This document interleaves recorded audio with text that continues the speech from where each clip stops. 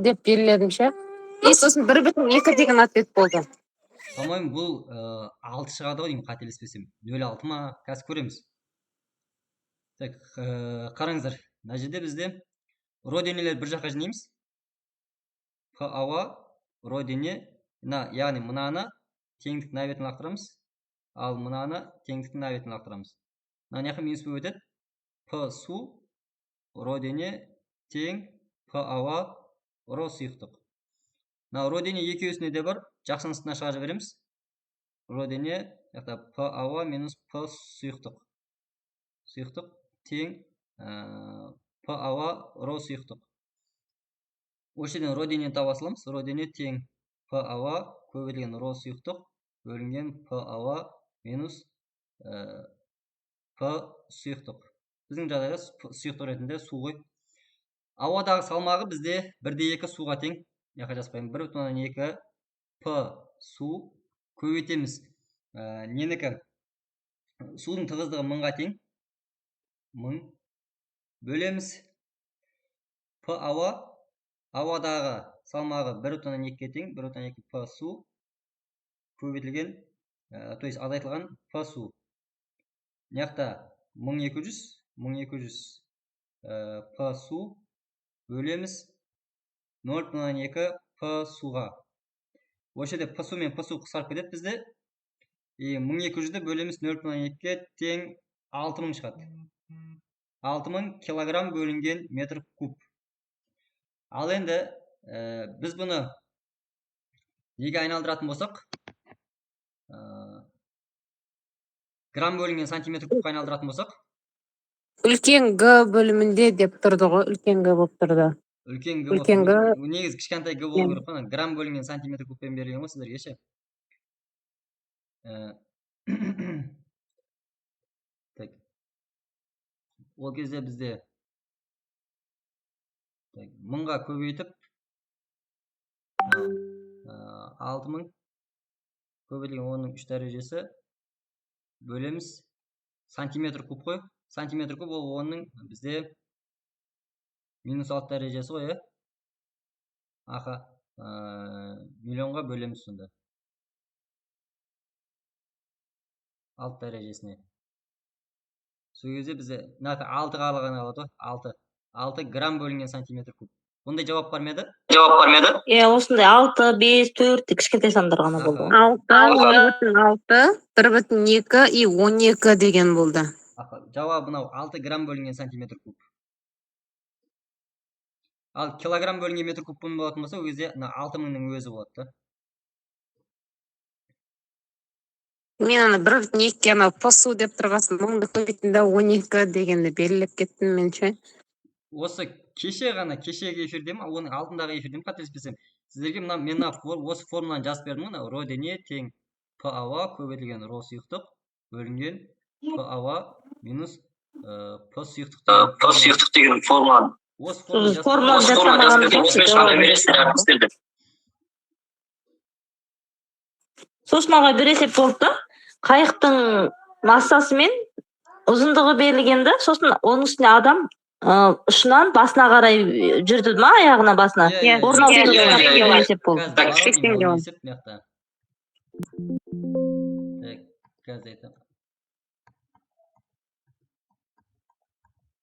Адам салмағы 80 килограмм деген. Өтіп кетті сей. Қайықтың массасы берген, тағы бірдеңе берген. 0,47 жоқ. Не, ұзындығы бар үші. Тонна деп берілген. Так, адам массасы 80 килограмм. Қайықтық ше, қайық. Қайықтың массасы мен ұзындығы беріп тұр да, адамның массасы бар, сосын орын ауыстырып табу керек қой. Иә. Қайықтың массасын естеріңізде жоқ па? Ағай, тонна деп берілді менде. Я помню. Мұнда 0,47 тонна шығар онда. Тоннамен берген. 4 тонна ма сондай? 4 тонна болу керек. 4 тонна и ұзындығы 0,1 деген ұзындық бар. 0,4 тонна емес па? Жоқ, ондай емес. Жоқ, 4 тонна деп тұрды. Бірақ сан болды. Массасы 4 Бір сан болып тонна. тұрды. Аха. И ұзындық берілген. Массасы 4 тонна қайықтың ұзындығынанша, оның үстіне адам қайықтың ұшынан басына дейін 80 килограмм деген. Аха, ұзындығы қанша примерно естеріңізде жоқ па? Сол есімде жоқ, бірақ айтады, қанша қалу керек екенін ғана білеміз. Ну, примерно бір қанша дейік, 10 метр дей салайықшы, ойша. Иә, примерно алсаңыз енді. Аха, 10 метр деп тұр. Мына есеп бізде импульстың сақталу заңымен шығады.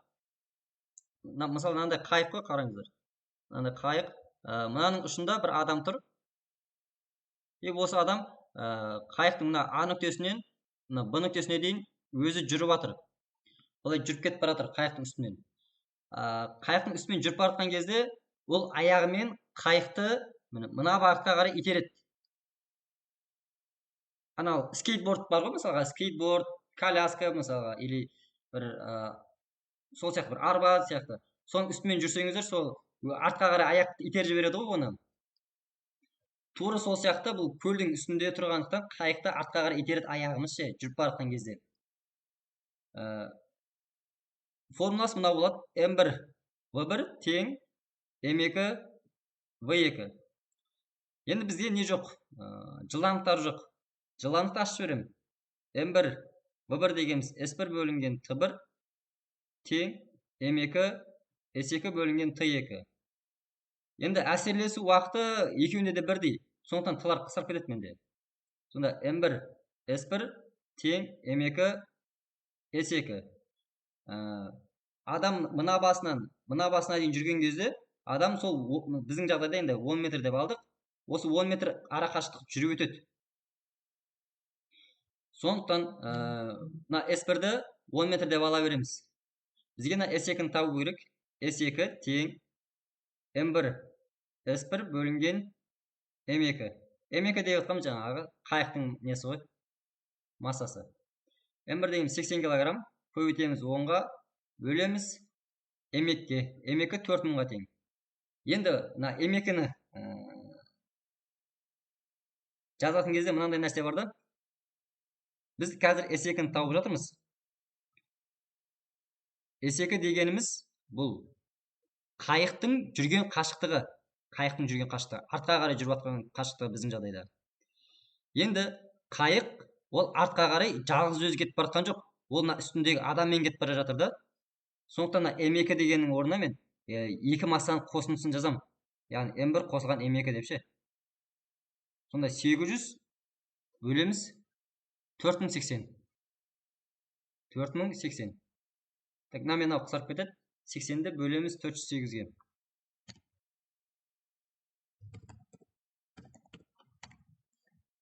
Нөл 196.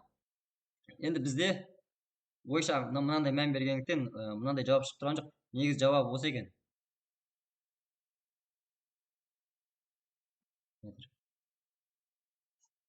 Ол жоқ шамамен 0,2 метр деп алсақ та болады.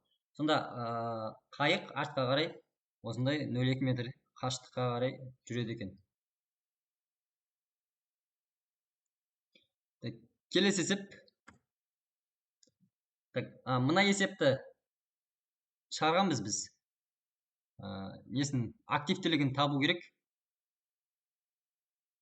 Шығарамыз ба, әлде келесі есепке көше берейік па? Базада бар. Иә, базада бар. Бұл есеп. 3 көбелек 15 дәрежесі беткерел. Так. Мынандай есеп кепті, бірақ берілгені толық жазылмағанда. Ұзындығы 4 Ол есеп бар ғой, ана. Бар, Суретпен берілген еді ғой. Шығарғансыз дежет. Иә. Сол есеп па деп ойладым менде, бұны талдап едік қой біз алдында. Иә. Аха, осы есеп келді ме? Осы есеп келді ме сіздерге? 160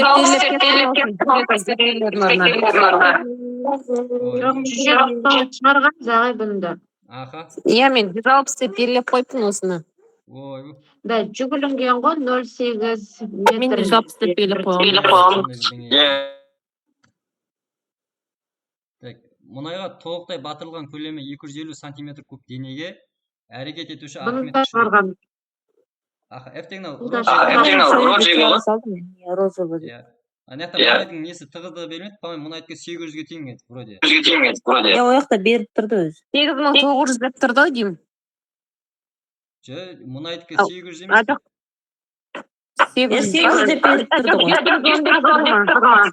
Жоқ, 800 деп беріп тұрды. -6 дәрежесі. Так, мынаны есептеп жіберейік. 8000 көбейтеміз 250-ге. 2 миллион. 2 миллионмен мына -6 дәрежесі қысқарып кетеді да бізде. Мынау қысқарып кетеді. Сөйтіп 2 ньютонның өзі қалады ең соңында.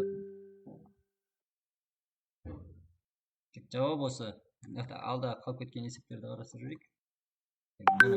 Мынандай есепте кепті. Q және 2Q. Бұны, по-моему, біз алдында шығарған емеспіз мына есепте. Шығарғанбыз. Шығардық қой соны. Шығарғанбыз ба? 400 деп келедім ғой мен. Кулон күшімен. Ақа, кулон күшімен шығарылады. F тең мынау Q1 Q2 бөлінген эпсилон R квадрат. Ара қашықтық. Осы жерде F тең K. Q1 мен Q2-ның орындарына қойып жібереміз. 2Q көбейтілген Q тағы да. Осы екеуісі Q квадрат болып кетеді бізде. Q квадрат бөлінген R квадрат. Осы жерден Q квадрат таба саламыз. F көбейтілген R квадрат бөлінген 2K. Енді бізде квадратын алып тастап, түбірасына ала саламыз. Тең есептеген кезде соңында мына 4 көбейтілген -6 дәрежесі шығады. Кулон. Бұл Q1. Q2 одан 2 есе үлкен. 2Q. Демек оныңқы 8 деген сөз. 8 көбейтілген оның -6 дәрежесі кулон болады. Осылай шығады. Так. Мына есепте де бізде толық есеп берілмеген, берілгендігі. Бар бұл есепте ағай. Мына есепте де 7 шығардық мегаджоуль еді. 7 мегаджоуль болатын еді, милли емес. Мегаджоуль болатын еді. Онда мынау да мегаджоуль ғой,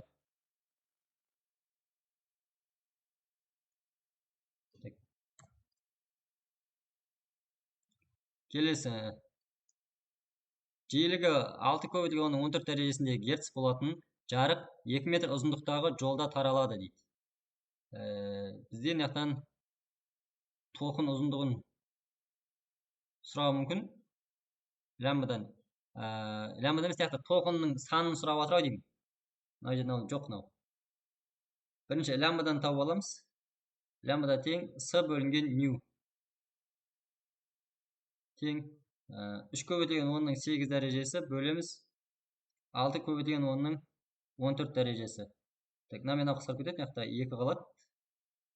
2-ден 1 0,5 0,5 көбейтеміз 14 дәрежесі жоғары қарай минус болып өтеді тағыны.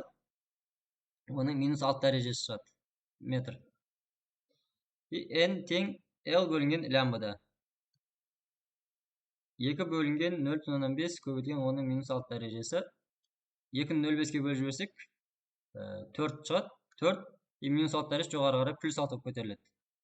Сонымен оның +6 дәрежесі болады. Бізге сонда мына жерде 2 метрдің ішінде қанша толқын ұзындығы бар деп тұр ғой. 2 метр ішінде неше толқын бар? Бұл есепті де шығарған сияқтымыз. Шығарғамыз ағай. Келесі. Мынау көлбеу жазықтықтың несі ғой? Контекстіндегі сұрақ. Ұтыс алмайды деген. Ұтыс алмайды ол бізде не ғой? Жұмыстан. Жұмыстан. Жұмыстан неше ұтыс алады деп келеді. Жұмыстан. Жұмыстан ұтыс алмайды. Бірақ күштен. 2 есе ұтыс алады. Күштен 2 есе ұтыс алады. Тек қана осы жағдай, осы көлбеу жазықтықта ғана. Себебі альфа тең 30 градусқа тең. 30 градус, сосын ұзындық пен биіктік 2-ге бөліп жіберіп түсіндіріп едіңіз ғой. Иә, иә. S ұзындық 4-ке, биіктік 2-ке тең, сонда 2/4-ті бөліп 2 есе 30 болады деп. Мына mg синус альфа деген бізде ауырлық күшінің x өсіндегі X проекциясы деген. Вроде. М. Иә. Мына Анау mgx қой. қатты тап деген. mgx тап деген да. М. Мына жазып қояйын. Ауырлық күшінің X өсіндегі проекциясы. x өсіндегі проекциясы. Анау толық тарту жұмысының, Иә. тарту күшінің жұмысы. Тарту күшінің жұмысы. F тарту күшінің жұмысы. F тарту күшінің жұмысы, ал мынау пайда әсер коэффициенті. Это. А толық, А пайдалы. А толық және А пайдалы қатынасы. Так. Фотоэффект құбылысы үшін бақылау кезінде катодқа толқын ұзындығы 600 нанометр толқын түскен дейді. И осы кездегі толқынның энергиясын сұраған болу керек мүмкін нарықтан. Ертең HC бөлінген лямбда ғой. 6/63 көбейтілген оның минус 34 дәрежесі көбейтеміз 360. 3 көбейтілген оның 8 дәрежесі бөлеміз 360 оның минус 9 дәрежесінде. Так, мынамен қысарып кетеді дағаны бізде 26, 17 минус 17 дәрежесі болады. Ағай, бұл жерде толық емес қой. Тежелу кернеуі берілген, толқын ұзындығы берілген. А шығу жұмысын сұраған. Онда шығу жұмысын сұраған ба онда? А шығу жұмысын сұрағанына есепте толық берілген. Кернеуі қаншаға Бұл да бар, ана. Кернеуі 1,4 вольтке тең, толқын ұзындығы 360 нанометр. Болды. Катод электрондан катодтан шығу жұмысы. Кинетикалық энергияны ЕУ-ға теңестіріп шығара қоймаймыз. Иә. Фотон энергиясын табу. Шығарғамыз ағай не? Шығарғамыз ба бұнда? Көбейтілген 3. Так, бөлінген 360. Ана неден кеп тұр ғой, физика 3 деген ашылу тапқан кезде Е фотон минус Е кинетикалық қой. Кинетикалық энергиямыз Е-ға тең. Ал Е дегеніміз 1,6, оның минус 19 дәрежесіне тең. Кулонға. Ағай, мана слайдты былай аударып отырғанымызда Беккерель өлшемі бар ғой, соған байланысты есеп көріп қалған. Соған қоясыз, сосын асып кеткен жоқпыз, әлде алда ма екен? Алда шығар. Қазір көреміз. Қалып кетпейді есеп. Хорошо. Қазір бәрін шығарамыз. Ток күшінің шамасы 20 ампер болғанда 2 вебер магнит ағыны пайда болатын болса, осы магнит өрісінің энергиясын сұраған болу керек та. Иә, бұл да шығарғамыз негізі бұнда. Сілікте бар. Li квадрат бөлінген 2 ғой. Иә. Ал бұл жерде бізде L, былай жасап болады. Li көбейтілген I бөлінген 2 деп ше. Ашып берсек. Мынау бізге фиді береді. Фи тең Li ғой. Сонда энергияны фи көбейтілген I бөлінген 2 деп жазып берсек болады да. Фи дегеніміз 2, көбейтеміз 20-ға, бөлеміз 2-ке тең 20 джоуль. Міне.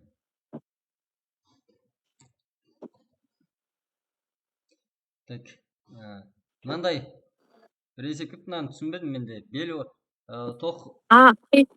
Андай болды. Бір фото берді, полный су құйылғанда. И Кетіп кеткенде кетіп болды ғой ағай. кетілген жерінің жылдамдығын сұрады анау судың ше. Мынамен табады ғой. В тең астына 2GH болады. Бұл есеп бар шығарған. Бұл есеп шығардық қой, иә. Бұл ана кім ғой? Торричелли теңде формуласы ғой, Торричеллидің. Аштың жартысын аламыз, биіктіктің жартысын аламыз да, сондай бірдеңе болды. Общий биіктігі берілген ғой, Аш. Иә, общий биіктік берілген. И бел ортасынан дегендігі үшін, дәл ортасындағысын алып жатыр. екіге бөліп жатырық та. Мысалға 10 метр, мына жақ сонда 5 метр, мына жақта 5 метр болып кетіп жатыр. И біз ашқа, биіктікке осы 5 метрді қоямыз деген сөз. Мысал ретінде айтып жатырмын қазір. Егер сәл төмендеу болатын болса, мысалға, сәл төмендеу болатын болса, мына жерде алатын болсақ, ол кезде бізде ара қашықтығымыз, мына жағы 8, мына жағы 2 метр болып қалуы мүмкін да. Ал біз осы 8 метрді аламыз, үстіндегісін алып отырамыз постоянно. Үстіндегісі қанша қашықтық, неге дейін, түбіне дейінгі ара қашықтық қой. Аш дегені сол, түбіне дейінгі ара қашықтық алып отырамыз. То есть тесікке дейінгі, нақтырақ айтқанда. Тесікке дейінгі ара қашықтық, үстінен санап. Астан санап қоймаңыздар, астан санап қойса, өзі қате шығады. Егер есептің шарты өзгеріп келіп жатса деп жатқаным ғой. Сан мәндері ауысып. Калишейлік формуласын саламыз. Түбірасына 2G деген.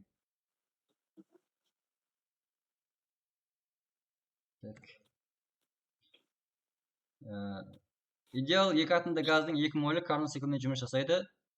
И пайда әсер коэффициентін сұраған. Пайда әсер коэффициентінің жауабы 20% деп қойып мынаяқта. Мынаяқта сурет берілген болуы мүмкін. Сондықтан түсініксіз болып тұр. Бірақ осы жауапты жаттап алыңыздар мынаяқта. Осылай екі атомды газдың 2 молі деп келетін болса, пайда әсер коэффициенті 20%. Маған есімде жоқ менде. Ол есепте бар ағай. Бар ма бұл да есепте? Идеал екі атомды газдың 2 молі Карнот циклімен жұмыс жасайды. Қыздырғыштың температурасы 500 Кельвин. Газды адиабаталық сұғу кезінде сыртқы күштер. Кеше шығарған есеп қой, сосын атқаратын болса, циклдің пайдалы әсер коэффициенті қанша дейді? 20%. Дәл сол есеп. Шығардық, Тағы бір есеп болды, молға байланысты. Жаңағының ше. 1 мол дағысы деп, ошын мәні ғана өзгерген ғой, басқасы. 1 мол деген тағы да бар ойдың қазір нақтайын. Ол да бар. Жылжымалы блоктың көмегімен. Сіздерге бір нұсқа түскен ғой, былай көріпті. Ау? Бір нұсқаның сұрақтары болып жатыр да, осының бәрі. Ананың бәрі бір нұсқаныкі ма сіздерде? Әлі? Қазір шығарып атқаныңыздың бәрі бір нұсқаныкі шығып жатыр. Жаңа кірген әпкелер, апайлар, сіздерге осы сұрақ келді ғой сіздерге, келді ғой. 250 ньютон күш жұмсап көтереді дейді. Жүктің массасын сұрап жатыр. Бізге қараңыздар. Мынаяқта жылжымалы блок деген. Жылжымалы блок бізден күштен 2 есе ұтыс береді. Бір жылжымалы блок болып тұр ғой. Примерно былай суреттесек болады да оны. Алдындағыдай. Мұнай жағында бізде Маған бұлай алайық.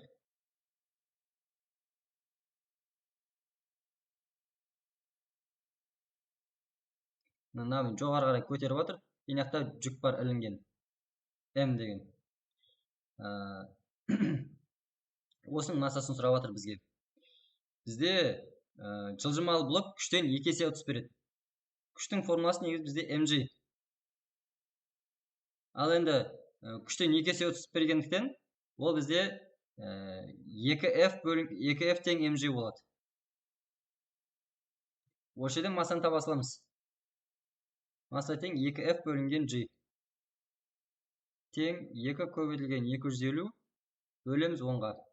Тең 50 ньютон. 50 килограмм.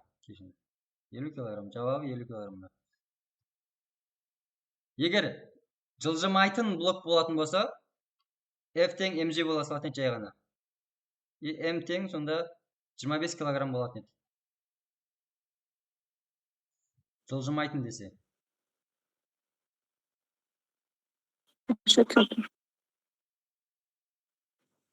Жылжымайтын десе. Еще бір андай есеп болды. 4 түрлі фото берілді. Короче, электрондар жүріп тұрды ма? Фотонның несі бір бағытымен нені анықтау керек? Күшті Лоренц не еді ана? Лоренц күшін анықтау керек па? Лоренц күшін Иә, соны анықтау керек. анықтау керек. Жылдамдықтар мәндерінің бәрі бар да, бағытынан қатесті мен былай есебін шығардым да, бірақ бағытын таппадым соны. Так, Мен екінші суретте белгіледім мысалы. нүктелер тұрды ма или икстар тұрды ма? Жоқ, стрелкамен ұзын көлденең сызылғанда, и содан андай стрелкамен бағыттар жүргізілген ғой. Осындай жоғарыдан төмен, иә. Осында екеу бар, төменнен жоғары қарай кететін тағы екеу бар. 4 сурет қой.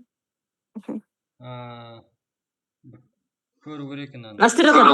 Жоғары қарататыны бар да, и осылай бағытта осылай қарайтын екеу. Араласқан ғой. И сосын мына ішінен бағытпен бірдеңе, шеңбермен бір не салған, тағы бір жоғары қаратып Осылардың ішіндегі бағыты дұрыс деп тұр ма сонда? Мынаның стрелкасы былай қарап тұр ғой. Тағы үстінен мына шеңбер жасаған, мынаның ішінен ше, и біреуін жоғары бағыттап қойған. Сосын тағы сондай 4 түрлі сурет қой үшін. Еще берілгенде тағы да фото болды. Сурет болды. Еще. Так, магнит өрісінің магниттің суреті болды ма бұл жақта бізде? Болған жоқ па? Болған сияқты. Или хотя Б деген әріп болды ма мынандай? Етіп суретте? Жоқ. Болған жоқ. Онда магнит болу керек онда. Жоқ. Магниттің бағытына қарай анықтаймыз ғой. Так, қараңыздар. Лоренц күші де және ампер күші де мынандай ғой. Мысалға, мына N полюсі тұр, и мына S полюсі тұр да бізде. Мына өткізгіш бар. Бұл жақта енді өткізгіш болса, демек тоқ мына бағытта деп есептей берейік. Бұған әсер ететін күш ол ампер күші да. Ампер күшінің бағыты осы жерде бізде ешқашанда жоғары немесе төменге қарай бағыттас болмайды. Яғни магнит қай жағында тұр, соған қарай бағыттас болмайды. Яғни мына жақта бізде жауабында тік жоғары немесе тік төмен десе, ампер күшінің бағыты. Ол қате деген сөз. И дәл осы сурет мысалға былай тұрса, мына N, мына жағында S, и мына өткізгіш тұрса, бізге қарай деген. Осы кездегі ампер күшінің бағыты деп сұраса, ампер күшінің бағыты оңға немесе солға қарай бағыттас болмайды. Бағытта болмайды. Өйткені оң жағында және сол жағында бізде магнит өріс тұр да, магнит тұр. Ол магниттің бағытқа қарай бағыттас болмайды ешқашанда. Яғни, мұны бірінші суретте тік жоғары мына оңға немесе солға боламайды. Бірінші суретте бізде оңға немесе солға болу керек, или бізден ары қарай болу керек. Немесе бізден бері қарай деген сияқты. Мына жақта да сондай оңға солға боламайды, тік жоғары немесе тік төмен болады. Ондай сурет болған жоқ ағай, мына мысалы сіздіңіз ғой, төртеуше. Иә. Соның төртіншісінің анау бас жағынан қарай, анау ең жоғарғысының бұрышына дейін сызылды бүйтіп. Бірақ кішкене шеңберлеу.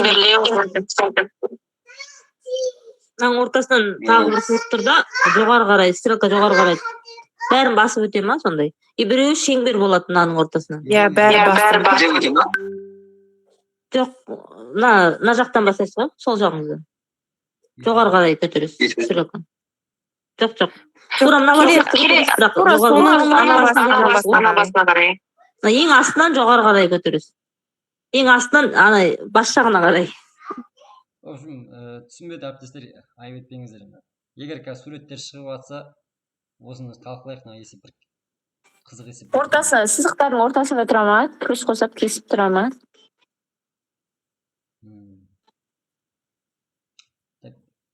Бар есебін шығара берейікші әзірге.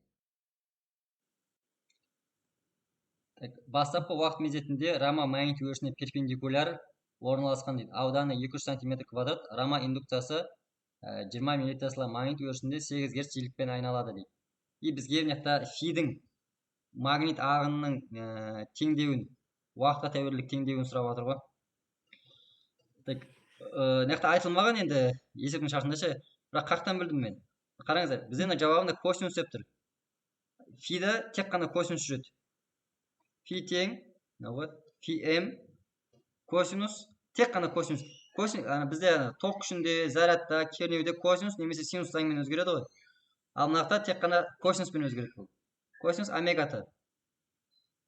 Омега дегеніміз бұл 2 пи нью. Өткен жиілік берілген. Пимен аламыз. пи сол күйінше қалып кете береді бізде. 2 көбейтілген пи көбейтілген жиілігіміз 8-ге тең 16 пи. Ал pm ол бізде bs-ке тең. bs. b дегеніміз 20 көбейтілген оның минус 3 дәрежесі көбейтілген 200 көбейтілген оның минус 4 дәрежесі. Так, мына екеуісімен, мынау біреусі үшеуісі мынамен кетіп қалады бізде. Сонда мына жақта 4 қалады ғой сонда. Тең 4 көбейтілген оның минус 4 дәрежесі. Сонда пи тең 4 косинус омега дегеніміз 16 пи т. 16 пи т. Енді мына жақта жағына 4 емес, 4 көбейтілген оның минус 4 дәрежесі болу керек мына жерде. Ал немесе жауабында былай болуы мүмкін. 4 косинус 16 пи т и көбейтілген оның минус 4 дәрежесі деп сыртына жазып қою мүмкін.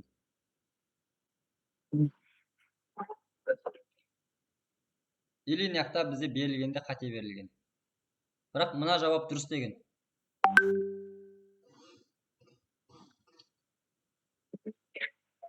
Ол жерде дәрежесі жоқ ағай. Бұл да бар ғой нұсқада. Ағай, бұл есептен кейін шығарып едік қой. Иә.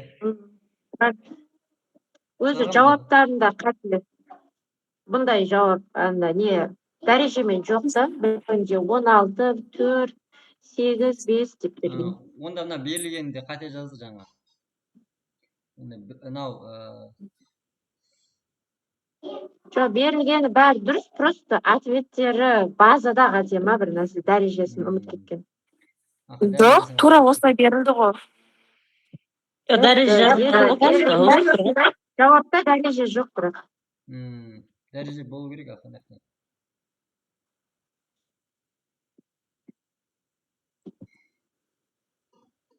Так, келесі есепке көше берейік. Так, мына есеп шығарғанбыз. 7 моль кеше шығардық қой, осының 36 килоджоуль, яғни температурасын сұраған 550 кельвин деген. Суреті бар етін. Естеріңізде ғой мына есепті? Естеріңізде ғой мына есепті? Иә, шығарғанбыз ғой, білем. Жаттап алғанбыз. Аха.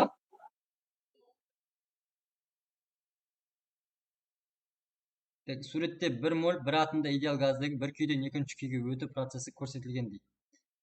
Тоже мынаны да шығарғанбыз. Ішкі энергиясының өзгерісін. Иә. 41-де 1 килоджоуль шығатын. Мынау базада бар есеп. Так, мынау 2 тіреуішке мынаны да шығарып едік қой. Суретін сызып естеріңізде ме нарта?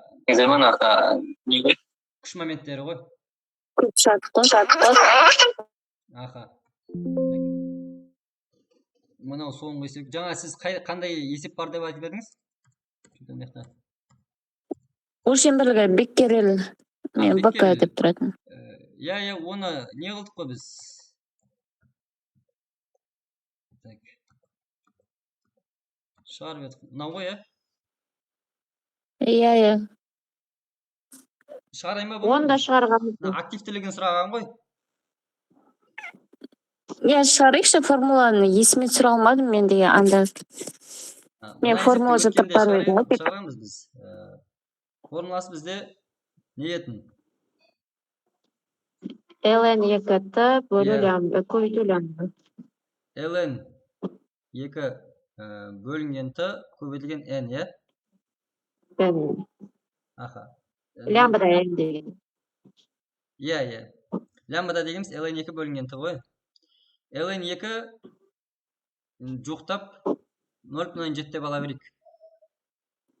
Негізі 0,600 бірдеңе, 693 па сондай. Ол да жашан ішінде беріледі. Есепте беріп қоятын еді. 693 па. 693 бекен, жазылады. 0 өтір 693. 693 ена жартылай ядро периоды 13 тәулікке тең. Осы 13 тәулікте секундқа айналдырамыз. 13 көбейтілген 1 тәулікте 86.400 секунд бар. 86.400-ге көбейтеміз. Көбейтеміз n дегеніміз нақта жөндеп жазайын. ln2 бөлінген период. n дегеніміз масса бөлінген малярлық масса көбейтілген na. Бұл жердегі масса дегеніміз 1 грамм. 1 грамм ол -3 дәрежесі. Бөлеміз малярлық массамыз мына үстіндегі сан 123 деген. 123 көбейтілген оның -3 дәрежесі міндетті түрде малярлық массасында жүреді. -3 пен -3 қысқарып кетеді. Көбейтеміз Авогадро тұрақтысы ол 6 көбейтілген оның 23 дәрежесінде. Так, болды. Енді есептерін, мәндерін калькуляторға сала саламыз. 0,693 көбейтеміз 6-ға. Бөлеміз 13-ке. Бөлеміз 86.400-ге. И бөлеміз 123-ке. Так, 3 көбейтілген оның -8 дәрежесі. Тең 3 көбейтілген оның -8 дәрежесі. Көбейтілген, оның 23 дәрежесі бар әлі. Оның 23 дәрежесі. Қысқарады да бізде 3, 5, 15 дәрежесі бар. Тең 3 көбейтілген оның 15 дәрежесі. Беккерел. Мына жауап шығады. Рахмет.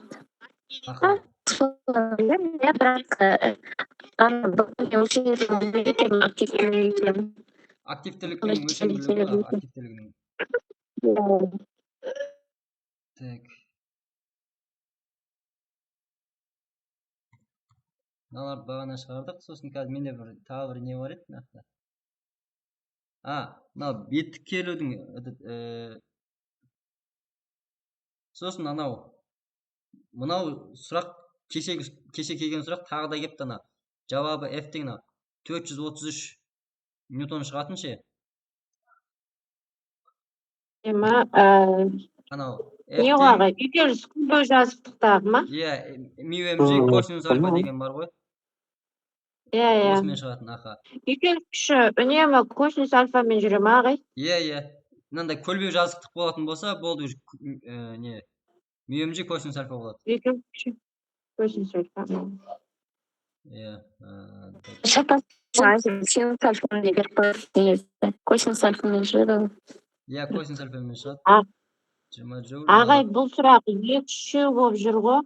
Бір жерінде нормаль күшті табыңыз деген, бір жерінде минимал күшті деген, бір жерінде реакция күшті деген.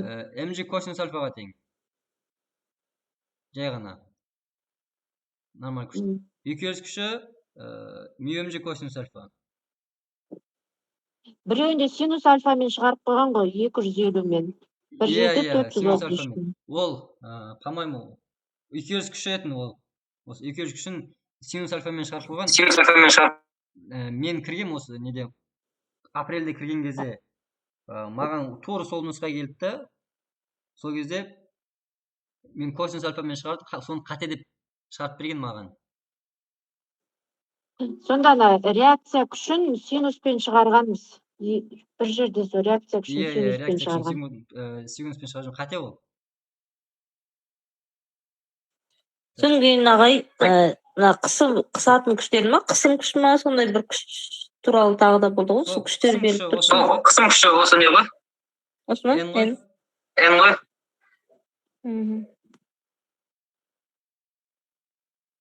Так, сосын беттік керілудің несін жауаптарын жазасылайын, кеп тұр екен. Несі жоқ, берілгені жоқ ше. Тек қана жауаптары. Бірінші сұрақтың жауабы. Секундомер, сіздерде бар ма? Сіздерге.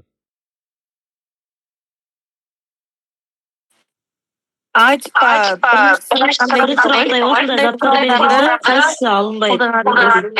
Осы құралын қайсысын қолданбады деген жоқ па? Адам басқасының бәрін қолданды деп тұрады. Осы ондай ма құралды беріп қойған? Сонда дұрыс жауабы секундомерден басқасының бәрін қолданды ма? Секундомер қолданбады. Сұрақ қайсысын Мен бір қолданбады тоғызын деген ғой. белгілейін деп тұрдым да. Иә, стекломерден басқасын, сылғыштан басқасын деген сияқты бәрін қолданды деп тұрды да. Мына жердегілердің бәрін қолданады, соның ішінде біреуін ғана қолданбайды ғой, мысалы, қолданбайтын бір зат тұрды да, соның қалғанын бәрі қолданылатын зат.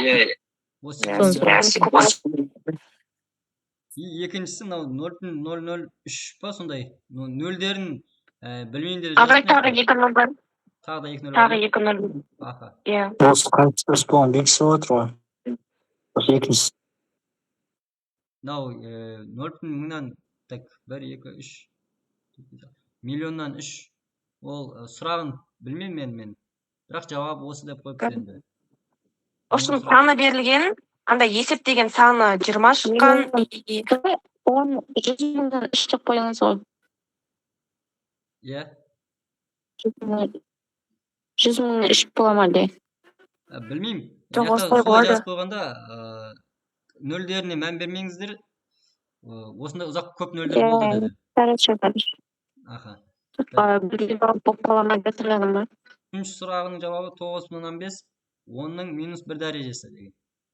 Яқы ешқайсының несі енді мәндері берілмеген екен. То есть өлшем бірліктері.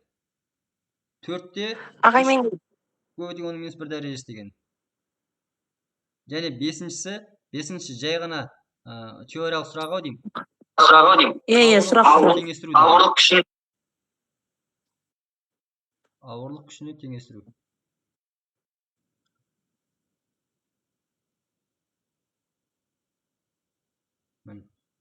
Осындай жауап болды.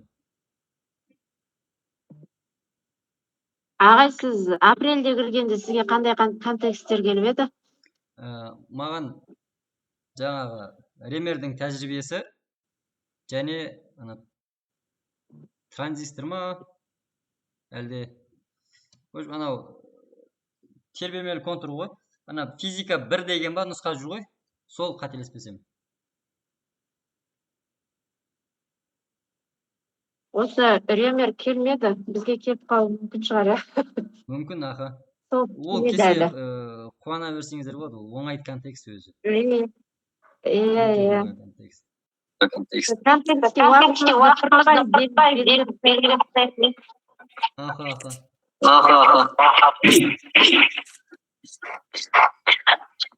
Ағай, мынандай бір сұрақ болды да. Жылдамдық берілген 0,8 секунд жылдамдықпен келе жатқан дененің массасы анықтады. 0,8 с ғой. Иә, 0,8 с деген. И нені тап деген? Массасын анықта дейді. Науы М тең М0 турасында 1 - v квадрат бөлінген с квадрат деген. Иә, бағана соған қойып, бағана шығарамадым да, кейін үйге келгенге барып шығардым ғой. Қараңыздар, егер бізде жылдамдық осындай с деген немен жалғаумен келетін болса, ол кезде мына формулалар жүреді бізде. Осы жүреді, сосын уақыт тау тең тау 0 түбірасында 1 - v квадрат бөлінген с квадрат. Потом бір есеп қатынасын сұраған болар, иә, сізден? Иә, қанша есе кемейді. 1,25 есе ма, сондай шығатын еді? 1,25 шықпайды, 1,67 шығады. Мына есепті аяқтап кетеді. Сол көбісі 1,25 жауабы дегенде, ол 0,6 болса емес па, ағай? Иә, ол егер сіздерге действительно жылдамдығы 0,8 с берілсе, онда 1,67 шығады. 0,6 шығады, ол 0,6 бөлген кезде 1,67 шығады. 1,67 М0 болады. Егер керісінше бізге В тең 0,6 с берілсе жылдамдығы, бізге сөйтіп массаны тап десе, М тең ол кезде енді жаңағыдай шығады 1,25 М0 шығады ол кезде. 1,25.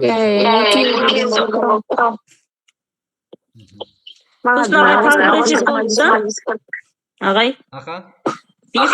биіктігі 40 сантиметр, ыдысты қай жерінен тескенде ең ұзақ қашықтыққа ұшады ма, сондай жылдамдық су қандай бір жерінен тесілген деп тұр да, бірақ ол қандай ұзақ алысты қашықтыққа ұшады жаңағы тесілген жеріне. Жылдамдығы емес, несін табу керек. Қандай қашықтыққа ұшатынын табу керек. Иә. Иә. Енді S максимал болу үшін бізде S тең VT ғой. Жылдамдығы үлкен болу керек. V max болу керек.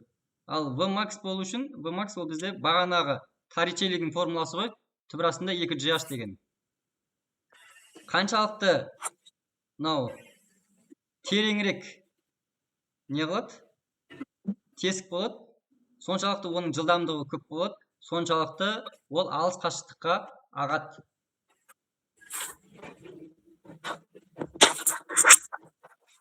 Енді жауаптарында мысалға 3 метр тереңдікте, 3,5 метр тереңдікте деген жақ жауаптар болатын болса, қайсысы үлкен сол болады ғой?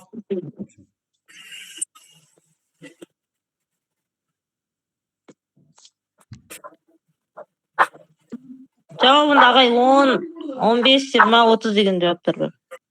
10, 15, 20, 30. 15-20 деген? Я 10, 15, 20, 30 сантиметр деген. Сантиметр ғой, иә? Сантиметр ғой, иә? Оны 30 сантиметр болады.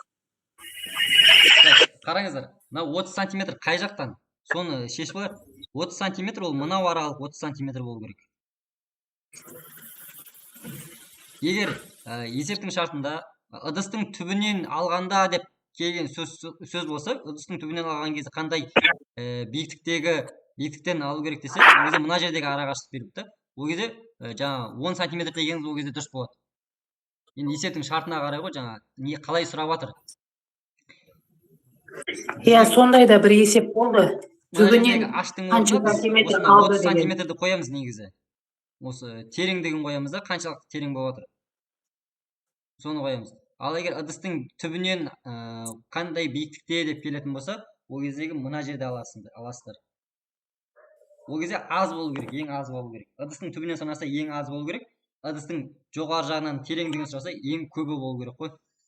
Чтобы S максимал болу үшін, ең үлкен қашықтыққа жету үшін.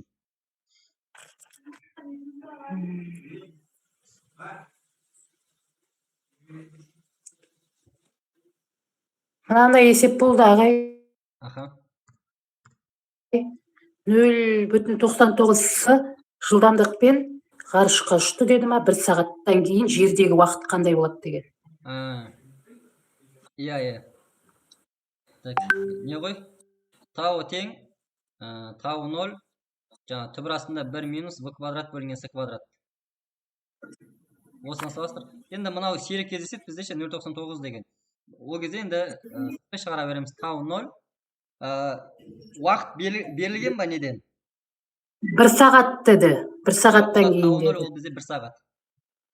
1 сағат. Жаңа ғарыш кемесінің ішіндегі жылдамдық қой. Сол 1 сағатпен ала береміз. Жауабы да сағатпен берілген шығар, иә? Білмедім сол. В дегеніміз қараңыздар 0,99 с. 0,99-ның квадратын аламыз. 0,98,01. 0,98,01 көбейтілген с квадрат бөлеміз с квадратқа. Мынау қысарып кетеді. Тең. Адан азайтамыз 1-ді. И бұдан түбір астынан шығарамыз.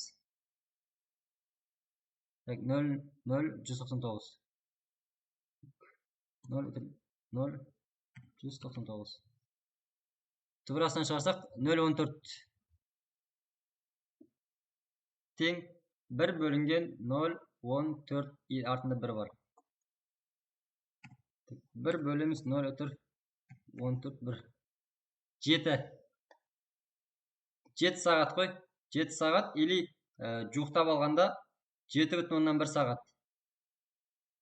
Иә, сондай варианттар болды, иә. Осы жауап болады. Сонда жаңа осындай жарықтың жылдамдығына жақын жылдамдық қой, почти. Осындай жылдамдықпен кетіп бара жатқан кезде жаңа ғарыш кемесінің ішінде 1 сағат өтіп жатыр. Ал сол 1 сағаттың ішінде жерде 7,1 сағат өтіп кеткен. Почти 7 есе уақыт тез жүріп жатыр жерде.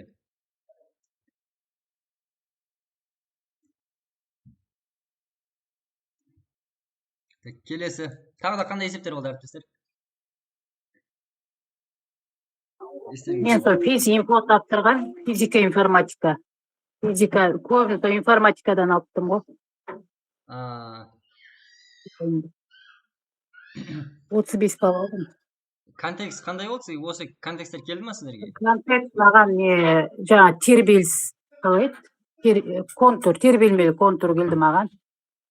Физикадан.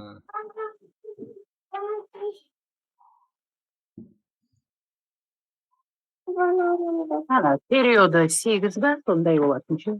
8-ден 1 деген, сол келді. 8-1 мегагерц дегендер ма? Сол келді, Ол анандай нелерге, қоспан тапсыратындарға басқаша келеді екен. Бәрімен бірге келмейді екен. Басқа есептер естеріңізде жоқ па, әріптестер? Ол есімде қалмапты. Ана нелер көп болды, механикаға жаңағыдай бұрыш берілген, 60 градус көлбеу жазықты, сондай есептер. Ол кезде күш сұрау мүмкін, F-ті. Екеуіңіз күш сұрау мүмкін. Күш тұрады, тағы жұмыс беріп қойған бір түрі болды, жұмыс берілген, бірдеңе, тағы бірдеңесін тап деген.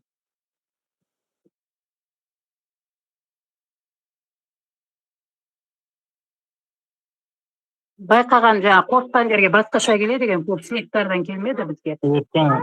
Zaten testқа дейін бізге примерный варианттар осы деген келе ме жауап? Примерный варианттар, ағай, сізге менің бір ұсынысым осы ақпандағы нұсқаларда бір қайталап шықсаңызшы. И сосын кейін, мысалға, бізде қазір кешегі тестте де келіп жатыр, бүгінгі тестте де келіп жатыр. F тең 433 деген ньютон дегенше осындай есеп келіп жатыр қайта-қайта. Осын жаттап алайық. Екеуіміз күші бағана жазғанбыз. Сол өткен нұсқаларды қайталап шықсаңыз ұтылмайсыз. Солардан келіп жатыр. Аға, жаңа магнитті бір түсіндіріп өтесіз бе былай жалпы? Бағытын анықтау, ампер күшін, лоренц күшін. Ампер күшін бағытын анықтау жайында ма? Жарайды, ақа. Мысалға, қараңыздар. Мына N полюсі бар. Магниттің N полюсі. Мына жақта магниттің S полюсі.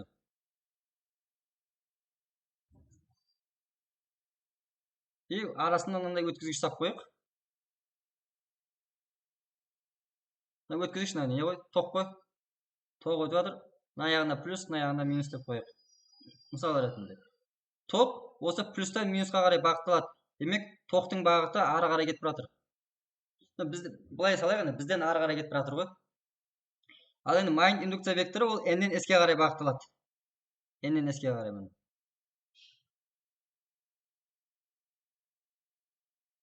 Осылай да.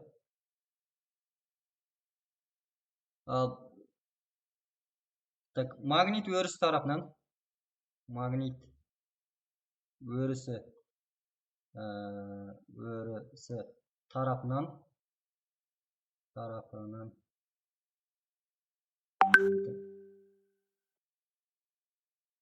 екі жаққа бөліп қойын яқтан. Егер бізге тогы бар өткізгішке десе, тогы бар өткізгішке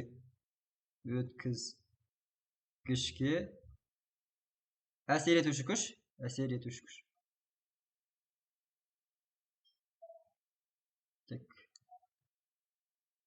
Бұл ампер күші. Егер магнит өрісі тарапынан зарядқа, немесе зарядталған бөлшекке деп қойды, зарядқа әсер етуші күш болса, ол Лоренц күші. Түсінікті ғой? Екеуісіне де магнит өрісі тарапынан әсер етеді. Егер магнит өрісі тарапынан ток бар өткізгішке әсер етсе, ол ампер күші, токқа әсер етсе. Токқа деген сөз И ғой, ток күші. Ток күшінің өлшем бірлігі амперда. И осылай жаттап алуға болады. Ток бар өткізгішке, яғни амперге әсер етуші күш, ол ампер күші. Ал зарядқа әсер етуші күш екіншісі ол енді. Ол Лоренц күші. Формулаларын жазып қойын бірден. Ампер күшінің бағыты ол формуласы Bill синус альфа. Лоренц күшінің формуласы QBV тоже синус альфа. Енді ампер күшін бірінші түсіндіріп өтейін. Ампер күші B дегеніміз магнит индукция векторы. B магнит индукциясының күш сызықтарының шамасын білдіретін шама. И ток күші мына өткізгіштен жаңа өтетін токтың шамасы. L осы өткізгіштің ұзындығы. Мынау аралық. Мынау аралық.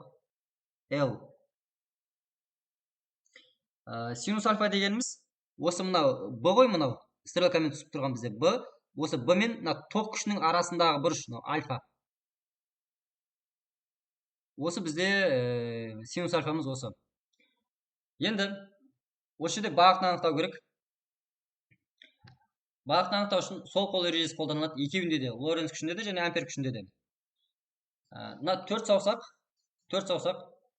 токтың бағытымен бағыттас болу керек. Токтың бағытымен. Біз қазір экранда көріп тұрсаңыздар, төрт саусағымды токтың бағытымен бағыттас қоямын. Токтың бағыты бізде ары қарай кетіп бара жатыр. Төрт саусағымды ары қаратамын. Ары қарату үшін мен былай қойсам да болады, немесе былай қойсам да болады. Разница жоқ та.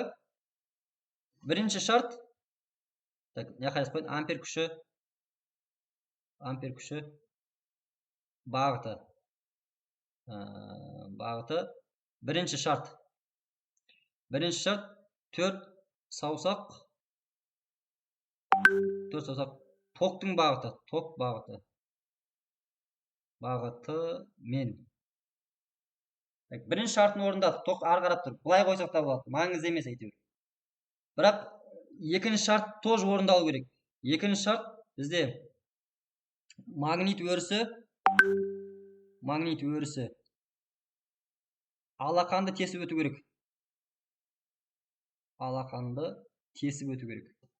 Тесіп өту керек. Яғни алақанды тесіп өту керек деген сөз, мен жаңа төрт саусағымды қараңыздар. Арғы токтың бағытымен бағыттас болып қойдым. И магнит индукция векторы бізде жоғарыдан келіп жатыр, міне былай. Экраннан көріп тұрсыздар ғой мені?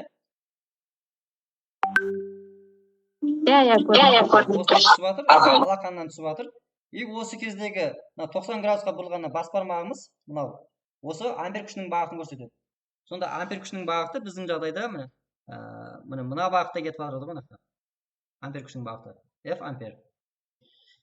Жаңа бір есеп түсіндірген кезде айтқам мен, ампер күшінің бағыты ешқашанда, немесе Лоренц күшінің бағыты ешқашанда бізде магнит өрісіне бағыттас, немесе оған қарама қарсы болмайды. Яғни ампер күшінің бағыты осы суретте, мына суретте тік жоғары боламайды, немесе тік төмен боламайды. Өйткені астында и үстінде ол бізде магнит тұр. Осы магнитке бағыттас болмайды. Үшінші шарты бөлек жазып қойын яққа қарай. Үшінші шарты ол 90 градусқа бұрылған бас бармақ ампер күшінің бағытын көрсетеді. Күші бағыты. Қараңыздар, мен мына алақанымды былай еніп жатыр ғой ампер күшінің несі, магнит индукция векторы. Мен былай қойсам да ене береді. Алақанды өзіме қаратып қойсам ше, төрт саусағымды. Бірақ бұл жағдайда менде төрт саусағым токтың бағытын көрсетпей қалады. Екі шарт бірден орындалу керек қой, бір мен екі бірден орындалу керек. Төрт саусақ токтың бағытын көрсету керек, и одновременно жаңағы неміз магнит индукция векторы алақанды тесіп өту керек. Сол кезде бізде 90 градусқа бұрғанда бас бармағымыз ампер күшінің бағытын көрсетеді. Енді бізде былай да айтсақ болады, алақан тесіп өту керек деп біз қиындатып айтамыз ше. Алақан N-ге қарап тұру керек қой. N қай жақта, соған қарап тұру керек. Былай шыққанда. N бізде жоғарыда, демек алақанымыз сол жоғары қарап тұру керек. Егер N астында болса, N алақан астыға қарап тұру керек та. Сұрақ бар ма әріптестер осы жерде? Жоқ, ағай, түсінікті, рахмет.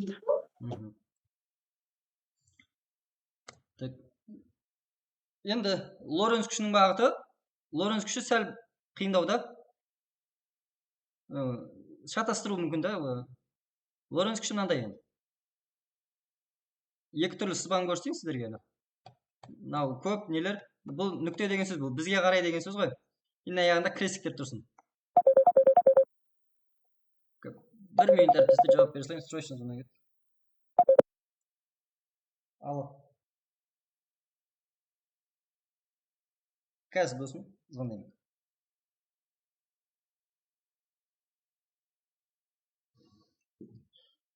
Нақты крестиктер.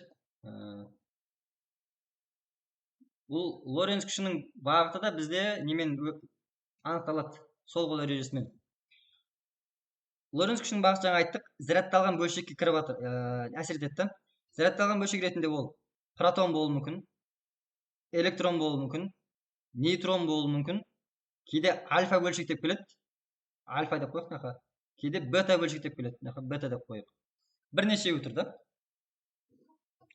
Так. Жетеді осы плюс пен минусты ғана қарастырайық. Мына екеуі де осы бағытта келе жатсын.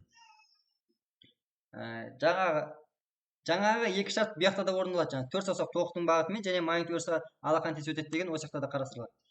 Мына точкалар бұл бізде B-ның бағытын көрсетеді. B-ның бағыты. Қараңыздар, точкалар тұр, точкалар ол бізге қарай.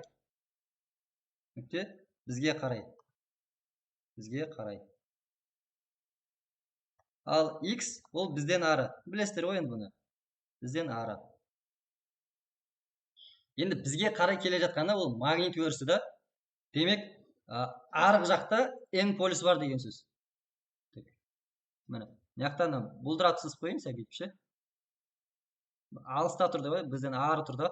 Ары тұр N полюсі магниттің. N-нен келіп жатыр. Ең аяғына бергі жақтан үзік сызықпен сызып қойын.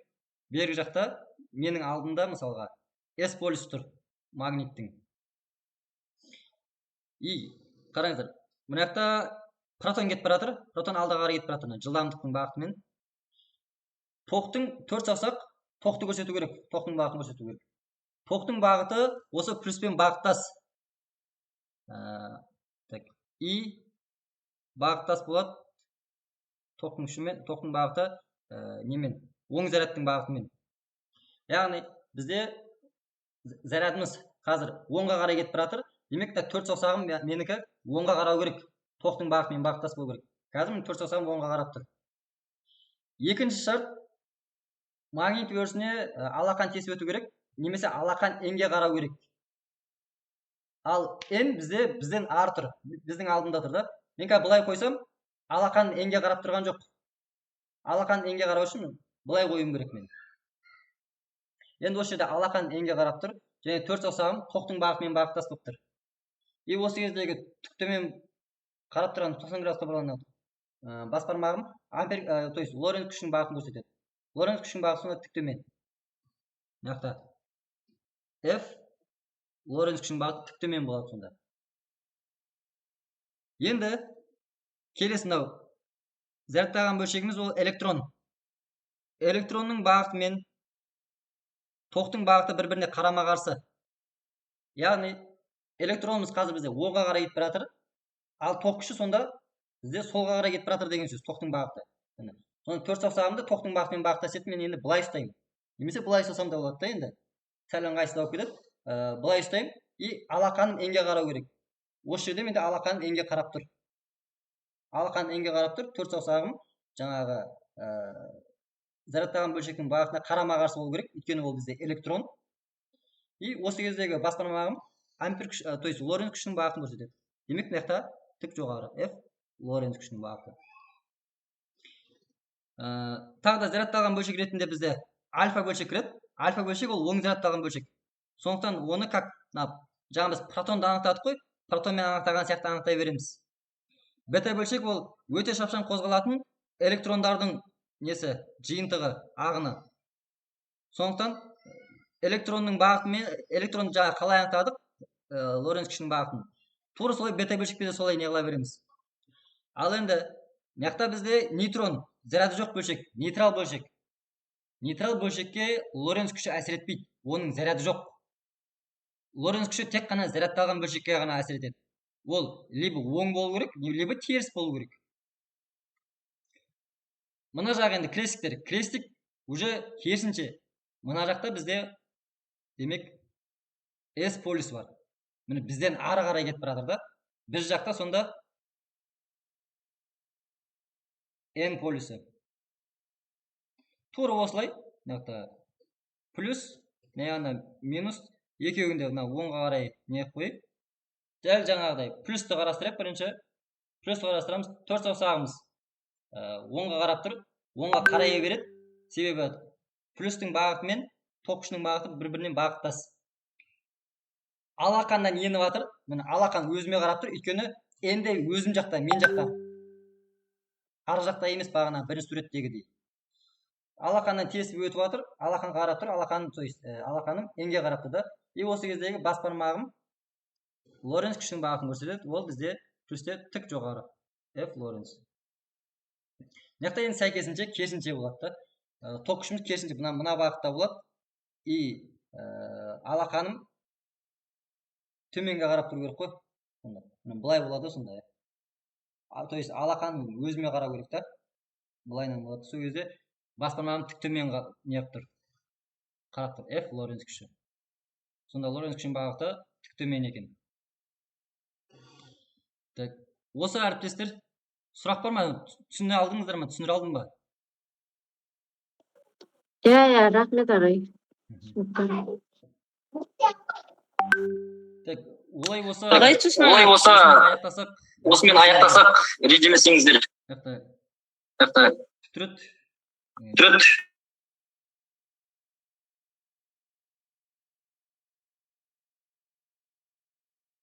Әріптестер. Ертеңгі Құдай қаласа тапсыратындар сәттілік сіздерге.